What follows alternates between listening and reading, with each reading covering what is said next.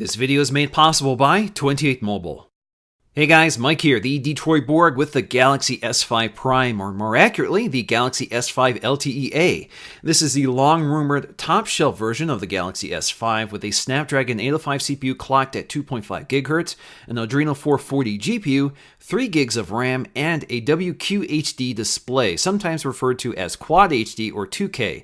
This display has a resolution of 1400 by 2560 with a staggering pixel density of 576 ppi. That's the highest of any mobile display currently.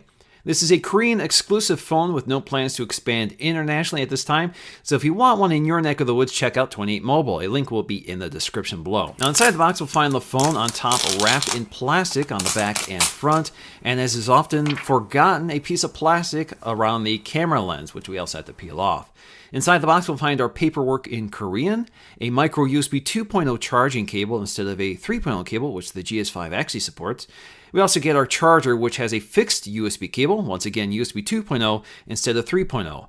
We also get a set of Samsung in-ear headphones with a remote control and microphone, and replacement ear tips. As is common with Korean phones, we also get 2 sets of 2800 mAh batteries with NFC built in. We also get an external battery charger, which I find very useful. So instead of leaving my phone connected to the charger, with this I can simply recharge the batteries and swap them out as I need to. I really like this feature. For the most part, this still looks and feels exactly like a standard GS5 we're all familiar with. We have a removable back panel with a watertight gasket to retain the IP67 certification we're all familiar with.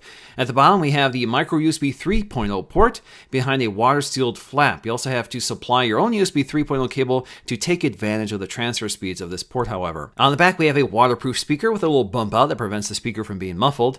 We also have our 16 megapixel camera with 4K video recording, along with an LED camera flash and the heart rate monitor. On the left we'll find the volume rocker, and on the right we'll find the sleep wake button. On the top we have the waterproof headphone jack, microphone, and an IR LED blaster for controlling your AV equipment. On the front we have the home button with the integrated fingerprint scanner and backlit Android controls.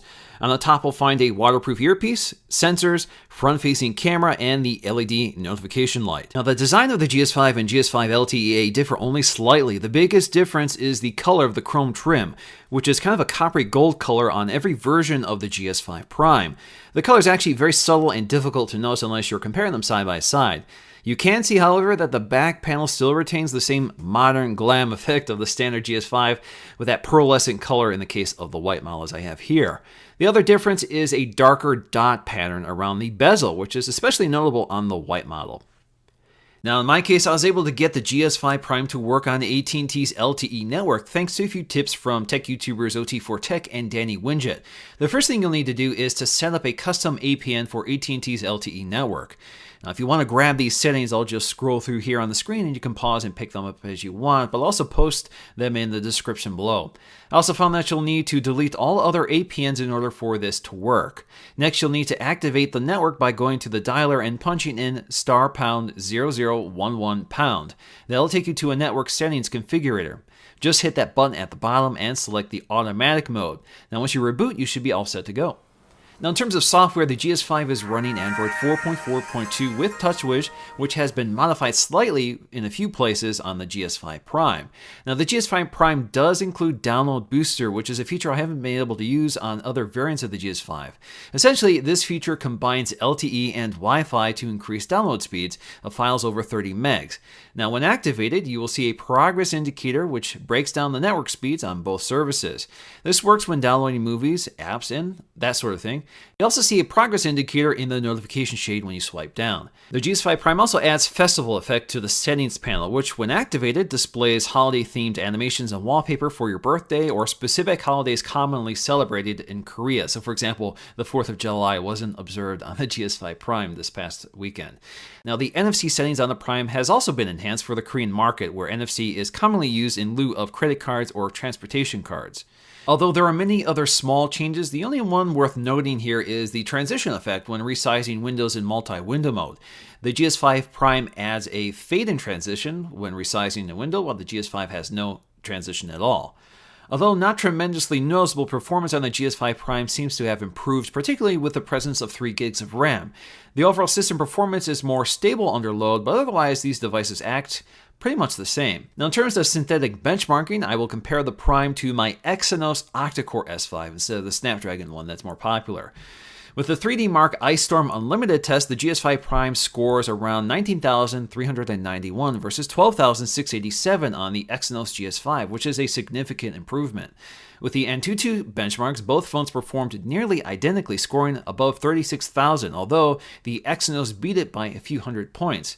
Now with Geekbench 3, both phones scored nearly identically, with an edge given to the Prime thanks to a higher single-core score. Now really the big feature here is the WQHD display with a pixel density of 576, which dwarfs the 432 on the standard GS5, or the 326 on the Retina display of the iPhone. Generally speaking, it's nearly impossible to tell the difference with the naked eye. The GS5 Prime's color temperature is slightly warmer than the standard GS5, which is mostly noticeable when looking at the white space or off-axis. The pixel density increase is almost imperceptible. The GS5 already has one of the best displays on the market, and the GS5 Prime doesn't really do much to improve that. The increased sharpness is probably most noticeable when looking at small text, since it's actually rendered to the resolution of the display. Otherwise, most items can't take advantage of that resolution. And even graphical elements that do take advantage of the resolution don't look noticeably sharper. I think in this case, WQHD is largely wasted on displays this size, where the pixel density is already beyond the reach of the human eye. Larger displays like the 5.5-inch LG G3 do a better job showing off the benefits of QHD. G3 has a pixel density of 534 and is using an LCD IPS display instead of the Super AMOLED display of the Samsung. Now compared to GS5's display, the G3 is certainly much larger, but it's also much less saturated, with notably duller colors with washed out blacks, especially off-axis. Whites appear much more pink on the G3 and are not as bright as you typically see on LCD displays, while the whites on the GS5 are a little cooler, but about as bright as the G3. Generally speaking, the GS5 display looks better in comparison, but the G3 display size does a better job taking advantage of the QHD resolution. So in conclusion, the GS5 Prime is without a doubt the best spec phone you can buy right now, but much of that doesn't really change the user experience in any meaningful way. The display doesn't look any sharper and performance hasn't really changed notably. I think the spec that makes the biggest impact here is 3 gigs of RAM, which TouchWish can definitely use to improve performance. But overall, this phone is really meant to be sold on its specs rather than the end user experience. So that's going to do for me in this video. Thanks for watching, and I'll see you again in the next video.